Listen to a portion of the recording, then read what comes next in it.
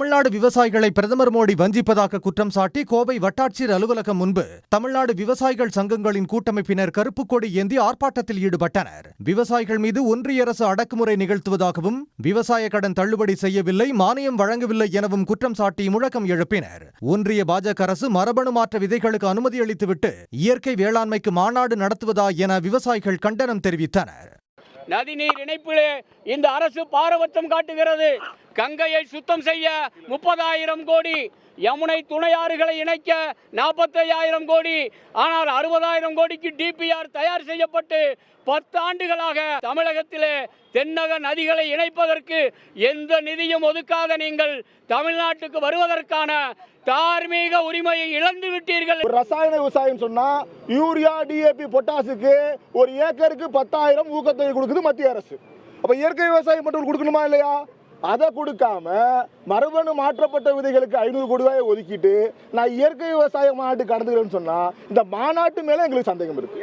என் மாநாட்டை நடத்துறவங்க உண்மையான விவசாயிகளாக இருந்திருந்தால் மோடி அவர்களும் அழைச்சிருக்க மாட்டாங்க. கோவையின் வளர்ச்சியை மோடி அரசு தடுப்பதாக கண்டனம் தெரிவித்து அனைத்து முற்போக்கு இயக்கங்களின் சார்பில் கண்டன ஆர்ப்பாட்டம் நடைபெற்றது.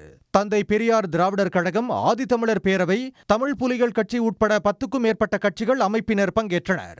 பீகாரில் தமிழர்களை பிரதமர் மோடி அவமதித்து பேசியதாகவும், கோவை மெட்ரோ ரயில் திட்டத்தை ரத்து செய்ததற்கும் கண்டனம் தெரிவித்து முழக்கம் எழுப்பினர். தொடர்ந்து சாலை மறியலில் ஈடுபட்ட அனைவரையும் போலீசார் கைது செய்தனர்.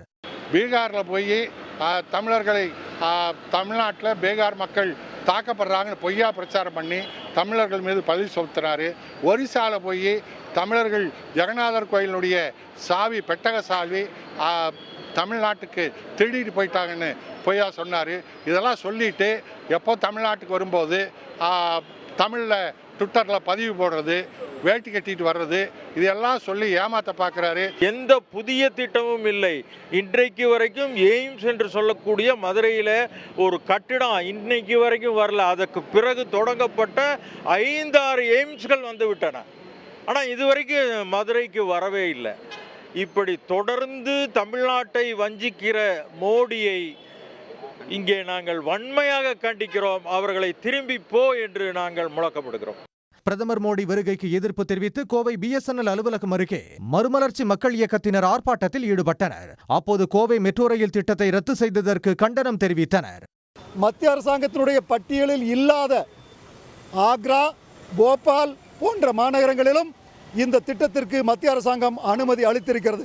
அதனால் மக்கள் தொகை ஒரு காரணமில்லை. தமிழ்நாட்டை புறக்கணிக்க வேண்டும் என்ற செயல் திட்டத்தோடு மத்திய அரசாங்கம் செயல்படுகிறது.